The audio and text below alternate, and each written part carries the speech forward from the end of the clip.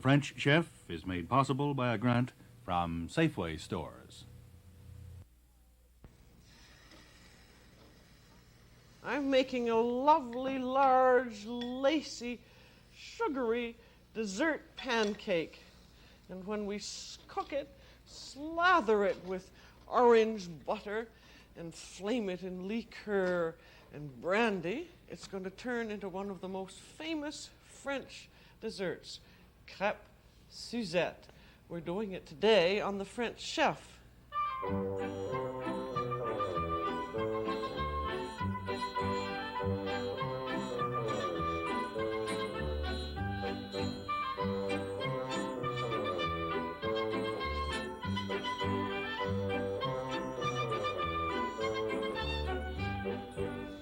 Welcome to the French Chef. I'm Julia Child. Today we're going to do French dessert pancakes. We're going to start with some of the more simple ones, and we're going to end with a flaming Crepes Suzette. French dessert pancakes are made of a much lighter batter than the entree crepes. The entree ones are the kinds that you can fill with cream chicken or lobster or mushrooms, and the dessert ones are even lighter in texture. Here's some great big ones. They're like that. They should be just like a feather, and the proportions for them are a little bit different. We're cooking one now, and I'm doing it in a large pan. I'm just turning over this side. And the proportions that you use for the dessert pancake are, you don't use any whole eggs. You use 3 to make about 1.5 quarts. You use 3 egg yolks and 3/4 of a cup of milk and 3/4 of a cup of water and 1.5 cups of flour and 5 tablespoons of melted butter. Now this one's just about done, and I'm going to do another one. I find it one of the best pans for making these French crepes are the no-stickum pans like this. The French use pans that don't have high edges like this, but you have to rub them with butter or something before you put the pancake in. And in this, you don't have to use any butter or oil at all. And you just put your batter in. Put it right in the middle and then tilt the pan in all directions.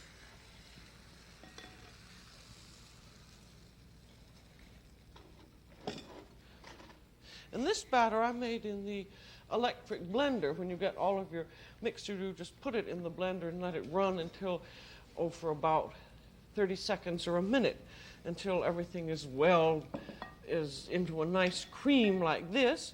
And then you have to let it rest for 2 hours so that all of the little granules of flour will absorb the liquid, and that makes the very tender crepe. Now this one, which is more delicate, is often more difficult to flip. And remember, if you're going to use these no-stickum pans, you have to use wooden instruments. And as soon as you've seen it brown around the edges, you lift it up, and it's a good idea to use your fingers because you do them very quickly so that they don't burn or they don't get too hot. Now the underside is always the nicest side of the crepe. And once you've cooked that side, then you can flip it over. But you see that this side here is the non-public side of the crepe. So when you fold it or roll it, you always fill this part of it and then fold it that way so that this pretty side is out. And you can use a smaller no-stick pan. This is about 5.5 inches here. You do it just exactly the same way. And this one here is about 7.5 inches. It just depends on what you particularly want to do. And these crepes, we're going to make the butter for the Crepes Suzette, and that's an orange butter, and it's perfectly delicious. You can use it for other things besides Crepes Suzette. And to get a perfectly delicious orange flavor, you have to go to a little work. But that's rather true of many things if you want to have the best possible flavor. You want to get 4 sugar lumps. I've only got 2.5 here because I'm just going to show you how you do it. And you have a nice bright orange, and you take your sugar, you want to take your sugar lump and rub it over the orange skin until you get the orange oil into the sugar lump. You can probably see how that looks, and then you have to rub like this. And the reason that you do this is that you get much more of the orange flavor if you rub your lump over the orange. We break it in half, and you're going to have to use 4 oranges for this. And you just rub it all over. This takes quite a while, but you can do it way ahead of time. And then when you have you would have 4 lumps like that, and you would have used 4 oranges. And then you take your vegetable peeler, and you want to peel what they call the zest off the orange, and that's just the orange part of the orange, not the white part. And you want 2 whole oranges zested that way. And then, to get even more of the orange flavor, you put it in a bowl along with your sugar lumps, and you get any kind of a wooden masher, and you just mash it up.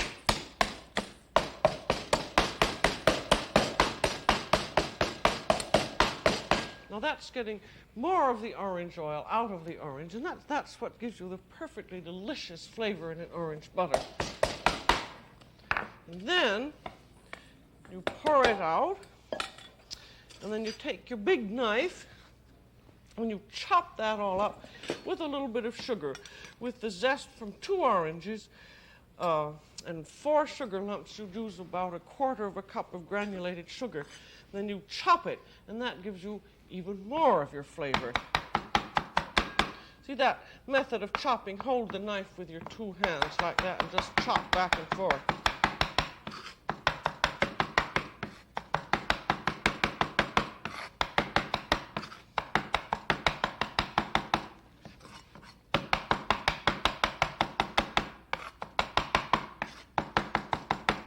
Now that takes quite a bit longer when you have more orange peel. And this is really about the only long part of this orange butter, but it's one of the most important because you've got to get all of that flavor. And then, when you have all of that, you end up with a little bowl of orange peel and sugar, which is just like that, and it just has the essence of orange in it. It's perfectly delicious to smell. So I shall add all of this to here. And then you take 2 sticks of softened, unsalted butter. And you can do this by hand, but it's very easy to do in the machine. And you add your orange to it. And then you cream it until it's nice and fluffy.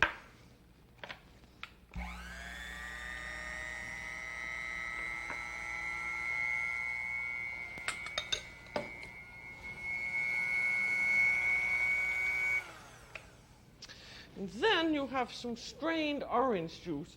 And for this amount, you can add up to about 2/3 of a cup. And you add it very slowly, standing away, because it spatters a little bit.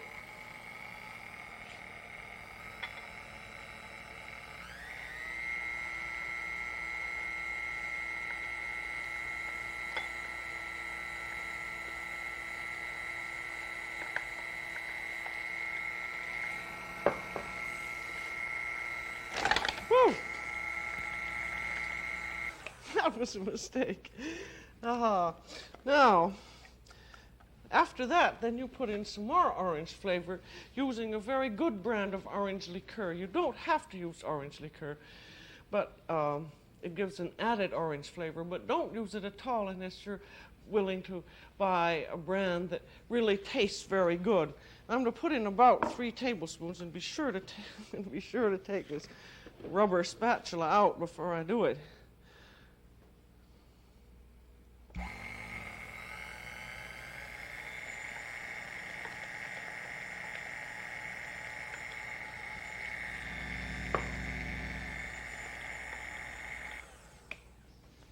And that's all there is to the orange butter. And now this you want to make ahead of time. You can make, a day or two ahead of time, or you can even freeze it, because the butter will pick up much more orange flavor when it's made ahead of time. You want at least 2 hours. And then, when that's done, and you've made your pancakes, you're all ready to make your Crepes Suzette. But you can use this butter for other things, too, in a dish which are called les crêpes fourrées, or stuffed crepes. And that's a delicious dish, and you don't have to go through all the fol de rol at the dining room table, because you can get them all done in the kitchen and then flame them if you wish at the table or not. And so, I'm going to put in some almonds into this, which is very nice. Now I'm going to use some powdered almonds, and there's, of course, is an almond that hasn't been blanched or peeled. But in most grocery stores, you can buy either a can or a plastic bag with the almonds all blanched. Sometimes they're whole, and sometimes they're in little pieces. And you just put the little blanched pieces into the electric blender, about half a cup at a time, and you come out with this nice powdered almonds. And we're going to put about half a cup of this into our orange butter. You can put in more if you want. It doesn't really make very much difference what the proportions are, but be sure whenever you use almonds that you use a little bit of almond extract, which brings out the flavor of the almonds. I'm going to put in about a cupful, which is just about a quarter of a teaspoon. Then you mix that up.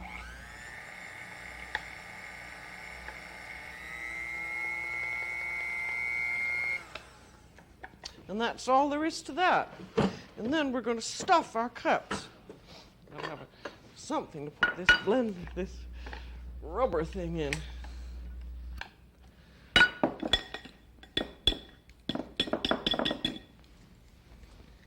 And then it's a good idea to taste it just to see if it's really as good as it ought to be. Off we go. You could use that instead of hard sauce on a pudding if you wanted to. And now we're going to stuff some pancakes. If you make your crepes ahead of time, which you can do, I made these last night, and then you put them in the refrigerator, always wrap them in wax paper, and then when they're cold, you find that they're awfully hard to peel apart because you have melted butter in them. So put them in a covered pan, anything, over simmering water or into a slow oven until they've warmed up enough so that you can peel them apart. And then, well, this is a very nice dessert. Take a little oven-proof platter and butter it. I've got lots of melted butter here today. And then, take your pancake using, you see, that's the nicer side, and that is the non-public side. And then just spread this orange butter on it. You could really eat them just this way, and then you can fold it in quarters like that and put it on your plate. I'll do 2 of those that way. It's very nice to have this orange butter through freezing it, and then whenever you want to make a quick dessert, you can just make something like this, which really, as in France they say, épater les bourgeois, or really excites people. Now, if you don't want to fold them in quarters, you can roll them up.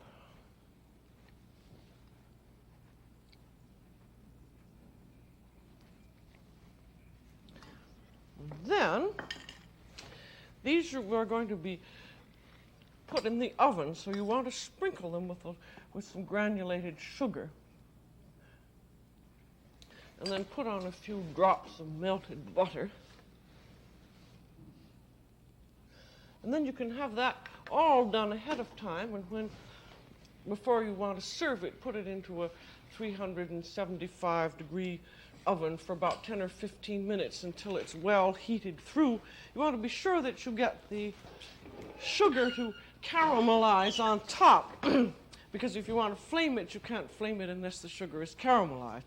And now we're going to do another version And this, I think this is one of the very nicest of all. We're not going to do this with the orange butter. We're going to do this with apples, and this is going to be a gâteau de crêpe à la Normande, or from Normandy. Anytime anything comes from Normandy, it always has apples in it. Now this will use, again, an oven-proof platter, which we butter. And then, these were these big pancakes. We made you center one in the bottom. And now these are apple slices. You put these on a cookie sheet, on a buttered cookie sheet, and then spread the apples mostly in one layer, sprinkle them with sugar and with melted butter, and put them in a 350 oven for about 20 minutes until they've softened. And then you put a layer of apples. And then, you can use almonds, but we're going to use macaroons. That's a macaroon and almond cookie. Some of them are just terrible, but be sure that you get some that taste like homemade ones and that have a lovely almond flavor. And you break them up into pieces like that and stick them on a cookie sheet, and you want to dry them out. So just put them in a 200-degree oven for about an hour until they get brittle like that. And then put them half a cup at a time in the electric blender, and you come out with a powder like that. It's a lovely flavor. And then sprinkle this on. Again, with this, there are no proportions. You can do very much what you like. And then put a little bit of melted butter on. This isn't a terribly no-cal dessert. It's awfully good. And then, if you want, you can sprinkle a little cognac on. If you were in Normandy, you would use apple brandy or Calvados. And if you're going to sprinkle anything, put your thumb over the bottle and then just shake it like that, and you'll just get a few drops. You just want a little bit for flavoring, not very much. And then put another pancake on top, and you can just go right on building this up with as many layers as you like. And then put on some more almonds and a little more butter. And then you end, after you've built up your large edifice, with pancake on top, and then put on a little more butter and a little bit of sugar. This, again, if you're going to flame it, you always want to have your sugar on so it will caramelize, otherwise you can't flame it. And then this you can prepare up to this point well ahead of time, and then put it in a 350 oven until it is well hot through and the butter and the sugar has caramelized on top. Now I'm going to take out our crepe, which were stuffed with the almond cream, and we're going to flame them. I have another one which has a few more on it to show you how it will look. And with this now, we have about a good half cup of liqueur, in which you have to warm. And you have to be sure that this is warm too. And you, just before you serve, you then pour your liqueur over. If you don't use enough liqueur, it's not going to flame. You see all of that's bubbling and it's good and hot. You can flame it in the kitchen and then bring it to the dining room, but it's a little bit tricky because you might burn your eyelashes. There, these are very hot, and they're so hot that I'll have time to put in the orange butter for our Crepes Suzette, because this takes a little bit of time to cook. I have here a heavy pan that's over an alcohol flame, and I've gotten it good and hot, and then in goes the butter. And now we're going to flame our rolled almond crepes. There. Now then you spoon the flaming sauce over the crepes until the flames die down.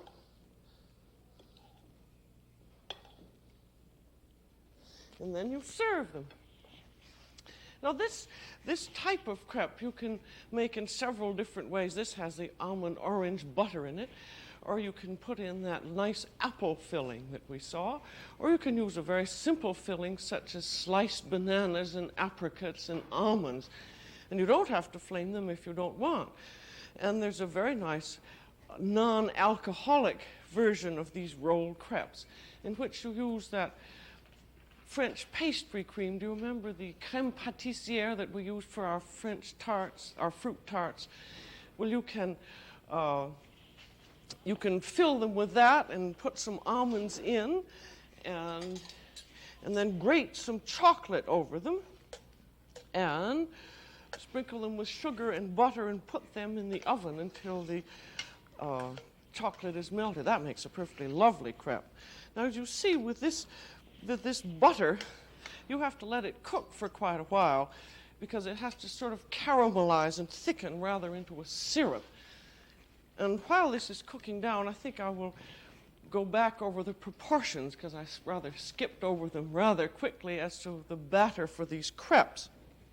And that is, if you have a pencil and would like to jot it down, we have 3/4 cup of milk, 3/4 cup of water, 3 yolks, 1 tablespoon of sugar, that was 3 egg yolks I meant, 1 tablespoon of sugar, and if you like, 3 tablespoons of liqueur, 1 1/2 cups of flour, and 5 tablespoons of melted butter. And if you have a blender, you mix it in the blender for just about 30 seconds. And if you don't have one, you put your flour in a bowl, and with a wooden spoon, you gradually work in the eggs and the liquid until you have a smooth batter, and then you strain it. And remember to let it rest for 2 hours at least before you use it. There are all kinds of recipes for batter. We happen to like this one very much. And now, when you're doing your Crepes Suzette at the table, you have to wait this amount of time while the butter cooks. And so you have to be rather a good raconteur. You can speak about the time you were in Paris or somewhere and had the Crepes Suzette, or when you were on an ocean liner, or you might go into the history of Crepes Suzette, which is somewhat obscure. I think one of the best historiques was in Gourmet magazine in 1961, and Elsie Lee went into a great investigation, and she found that it was probably Charpentier, an old chef who had invented them back in Monte Carlo for the Prince of Wales, and they were named after his little daughter. No, I guess it was the guest of his daughter, Suzette. He was only 16 years old at the time. It seems unlikely. But if you go to France, you find that hundreds of chefs have claimed to do it. And now when your butter has bubbled down and gotten a little bit syrupy, it's time then to put in your crepes. And you put them, you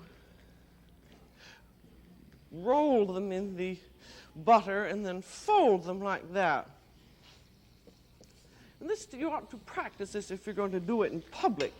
You ought to practice it a little bit, though it's not difficult to do. You just have to get the movements. I'm using stainless steel salad knife and fork, which seem to work perfectly well. And remember with these that you want the pretty side out. That's the better side, and that's the less better side. So when you fold it, you want the attractive one to be on the outside. And sometimes if you make your crepes a little too thin, they're difficult to fold. So you might try making, if you first do it, to make them in a rather thick batter. I mean, not really thick, but just a little bit. Thicker than absolutely paper thin, the kind you could read a newspaper through. This is a good kind of a platter to do these in. I tried it in a stainless steel one, but the stainless steel doesn't conduct heat at all, and it would just heat up in the middle. I see I'm making a little bit of a mess of that one, but you can sort of fake the fold if you manage to do it rapidly enough. I'm using large crepes in this. These are about 7-inch crepes, so I think 2 are enough per person.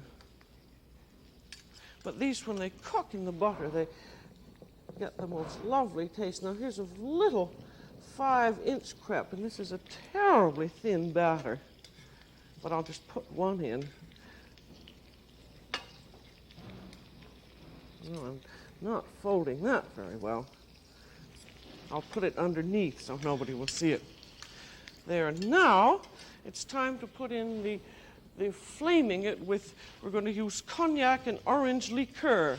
And if you want it to flame, you have to put in a good bit, about a good half cup of each.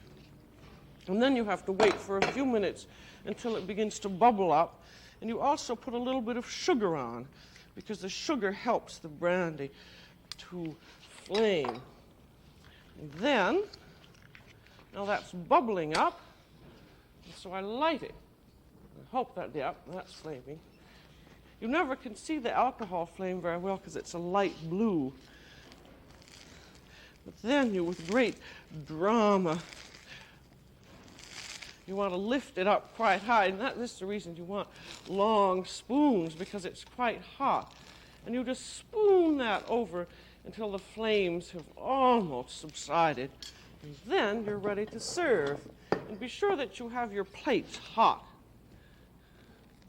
You see that you still are getting a little bit of flame there, which is very nice. And then, see, there's still a little flame with the liquid as it goes on, which makes a very attractive and exciting thing. And now we have done 3 really lovely desserts. We've done our rolled and folded orange almond crepes. And I told you, you can use any kind of a filling that you can think of with those, and you can flame them or not. And then that extremely nice apple gâteau. I think that's one of the nicest ones. And then we've ended with Crepes Suzette, probably the most famous of all French desserts. And as you've seen, you can prepare your crepe batter and make your crepes way ahead of time. You can even freeze them. You can get everything done ahead, and the assembly for a really elegant meal is not very difficult. And so that is all for this time. On The French Chef, this is Julia Child. Bon appétit.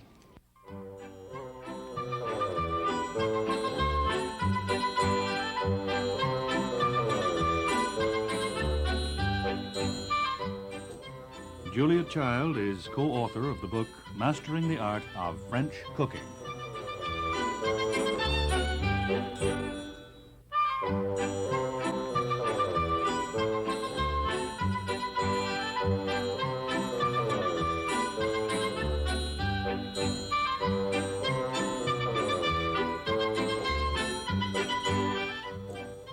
The French Chef is made possible by a grant from Safeway stores.